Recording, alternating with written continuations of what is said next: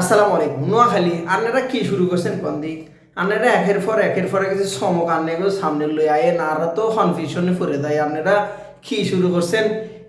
নতুন একটা কিন্তু চমক নিয়ে কিন্তু চলে আসছে নোয়াখালী। কালকে থেকে চমক দিয়েছে কাবিলা। উফ ভাই লাভ কাবিলা ভাই, বিশ্বাস করেন ব্যাচেলার পয়েন্টের একটা পর্ব মিস না করা মানুষ আমি, প্রত্যেকটা পর্ব দেখা মানুষ। তবে ভাই এইবারে যে 5 সিজনটা টাকা দিয়ে দেখিনি ভাই, মাংনা দেখতেছি অনেস্টলি, স্বীকার করে নিলাম। নোয়াখালী যেভাবে বিপিএলে ফাড়ায় দিতেছে ভাই, মাথা নষ্ট, পুরো মাথাটা নষ্ট। এখন পর্যন্ত বিদেশি যে কালেকশন দুর্দান্ত লেভেলে, এবং কালকে অ্যাম্বাসিডার হিসেবে কাবিলাকে নেওয়ার পর থেকে আরও অবস্থা কিন্তু দুর্দান্ত লেভেলে বলা চলে। নোয়াখালী মনে হচ্ছে যে এবার কিছু একটা করবে, মানে মনে হচ্ছে যদি বিপিএলটা ঠিকঠাকভাবে হয়। আবার এই প্রশ্নটা কেন করলেন, বিপিএল কেন ঠিকঠাকভাবে হবে? কারণ মাঝখান থেকে রোহিঙ্গা আছে, হচ্ছে যে আপনার রোহিঙ্গা বললে তো আবার গালি দেওয়া হয়, জিনিসটা আসলে না, গালির ভাষায় বলতেছি না, রোহিঙ্গা বলতে গরিব বলতেছি, অসহায় বুঝাচ্ছি আর কি। সেটা হচ্ছে চট্টগ্রাম মাঝখান থেকে ফাল দিচ্ছে, বিপিএল খেলবে না।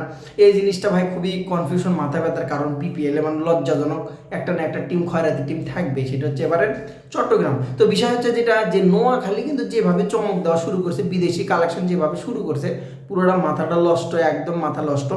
আজকে কিন্তু কিছুক্ষণ আগে একটা পোস্ট করেছে, যেটা কিন্তু সোশ্যাল মিডিয়াতে ঝড় বয়ে যাচ্ছে, যে কে স্পিনার, একটা স্পিনারকে নিয়েছে যে বিশ্বব্যাপী লিগ খেলে বেড়ায়, বিশ্বব্যাপী খেলে বেড়ায়।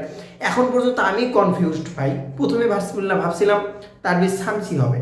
তো শামসি বিষয় হচ্ছে যে মাথার চুল যদি দেখেন আপনি, হাতে ভাবে বল করা বা হাতে ঝাঁকড়া চুলের যদি দেখেন, তো শামসির তো ভাই বড় চুল নাই অতটা।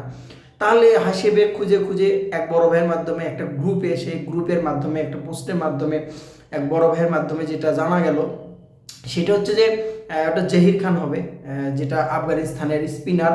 তো এখন পর্যন্ত সত্যিকার অর্থে যতক্ষণ পর্যন্ত সামনে না আসবে, এখন পর্যন্ত কনফিউশন। তবে স্পিনার যদি জহির খানও হয় বা শামসি, দুজনের একজন হবে 100%। নূর আহমেদ বা আদার্স কেউ হবে না, কারণ ওইরকম ওরকম চুল নেই তাদের। তো জহিরও যদি হয় সেটাও কিন্তু বেস্ট হবে। বাংলাদেশের মাটিতে জহির কিন্তু যথেষ্ট দুর্দান্ত ভালো বল করে থাকে।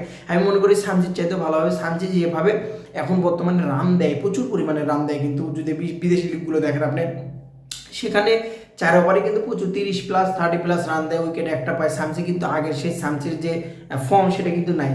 তার জায়গায় যদি ইয়াংস্টার জহিরের কথা যদি বলি আমি, আফগানিস্তানে তো মোটামুটি আমার কাছে ভালো মনে হয়, এবং লাইন লেন যথেষ্ট ভালো, সুইং ভালো আছে, সুন্দর বলা চলে। যে তার যে মেন অস্ত্র যেটা, সেটা হচ্ছে যে লাইন লেন ঠিক রাখে, নিজের উপর নিয়ন্ত্রণ রেখে বল করতে পারে, যেটা কিন্তু মিরপুরের মাটির ক্ষেত্রেও যদি বলেন আপনি, চিটাগাংয়ের ক্ষেত্রেও যদি বলেন আপনি, দুইটা মাটির ক্ষেত্রে বিপিএলে কিন্তু যথেষ্ট ভালো সুবিধা পাবেন Noakhali.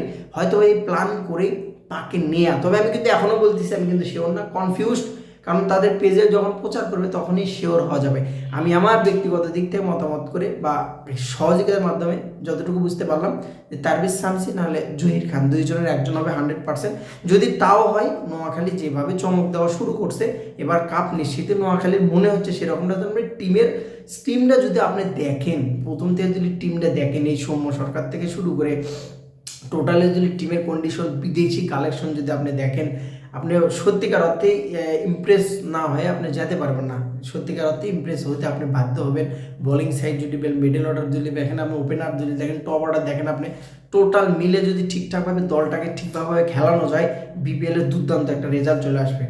Best of luck Noakhali. দেখা যাক শামসি না জহির, প্রশ্ন রইল আপনাদের কাছে। অবশ্যই কমেন্ট বক্সে জানাবেন, যতক্ষণ পর্যন্ত সামনে না আসে। তবে আমি শিওর দুইটার ভিতরে একটা হবে। ভালো থাকুন, সালাম আলাইকুম।